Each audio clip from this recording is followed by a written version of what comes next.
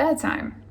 One of the most exhausting, pun intended, times of the day for so many because it is the end of the day. You've been working at conscious interaction all throughout the day, trying your best.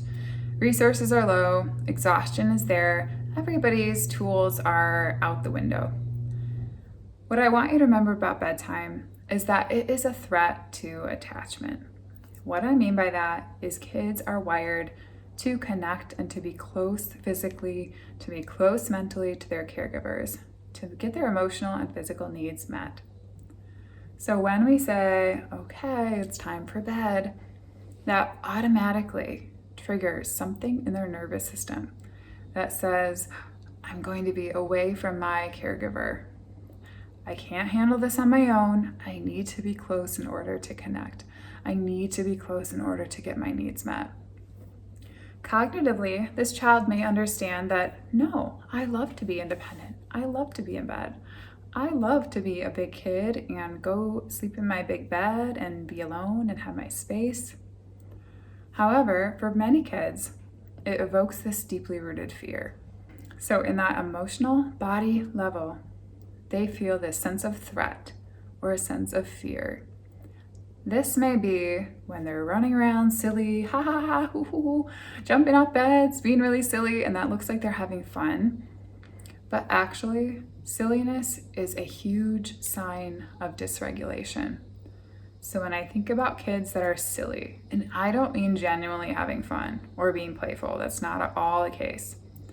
But when they are silly to an extent that they are escalated and they are way out of their window of tolerance, or their window of being more organized and able to engage, it's telling me that there's something going on in their nervous system, a sensation or emotion that is coming up, and they're telling us, help, I need help processing this.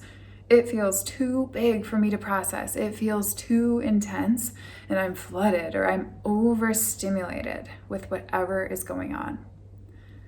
So when we think about how to support in this moment, think about that 3-2-1 sequence. What level are they? Are they at level 3? Are they at level 2, where they're ready to relate, ready to engage with us? Are they at level 1, where we can problem solve? My guess is that they're very dysregulated before bedtime. They're at more like a level 3 or a level 2. So proactively, a big tip that I would suggest is connect before expect.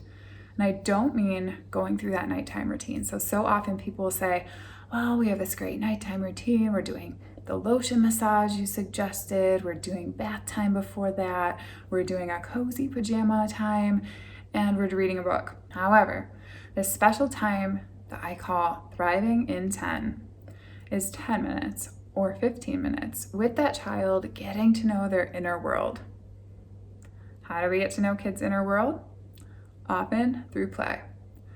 So we play. We get on the floor with them, feel what they want to do, engage, and give them a sense that there's nowhere I'd rather be than here with you. Maybe we say, I'm gonna miss you tonight. I can't wait to see you in the morning. So we can use that boundary sandwich in this moment.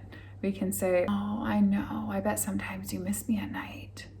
I miss you too. I can't wait to see you in the morning. Or, I know how much you love to be with me at bedtime, but I need my sleep too. I need to get my sleep. I can't wait to have that sleepover on Friday where we have a special sleepover night all together. Let's do it. How do we connect in that moment and then move into the expectation? So then ask to transition. How do we make, if they're running around silly, how do we maybe join them and start to make it a rhythmic game of stomping, getting back to those sensory strategies to soothe that we talked about in the 3-2-1 sequence? How do we join what they're doing, start to incorporate sensory strategies if they're at the level that they need it, and get back to that connection that can fill their cup as much as humanly possible before bedtime? So if all this seems exhausting, pun intended, baby steps. Thinking about one thing that we can do to make their nighttime routine more nourishing or more connected or more playful.